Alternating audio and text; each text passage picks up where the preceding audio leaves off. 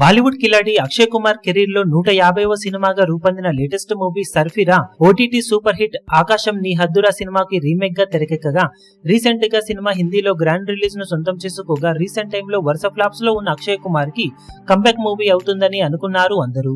Cinema release అయ్యి మంచి positive రివ్యూలను సొంతం చేసుకొని జోరు చూపెడుతుంది అనుకున్నా కానీ అడ్వాన్స్ బుకింగ్స్ చాలా వీక్ గా ఉండటంతో రివ్యూలు హెల్ప్ అయ్యి షోకు కలెక్షన్లలో గ్రోత్ వస్తుందేమోనని అందరూ అనుకున్నారు. కానీ బాక్సాఫీస్ దగ్గర ఆ ఇంపాక్ట్ ఇసుమంతా కూడా కనిపించలేదు. రీసెంట్ టైమ్ లో అక్షయ్ కుమార్ కెరీర్ లోనే ఆల్ టైమ్ లోయెస్ట్ ఓపెనింగ్స్ ని సొంతం చేసుకుని టోటల్ బాలీవుడ్ మైండ్ బ్లాంక్ చేసే కలెక్షన్లను సాధించింది ఈ సినిమా.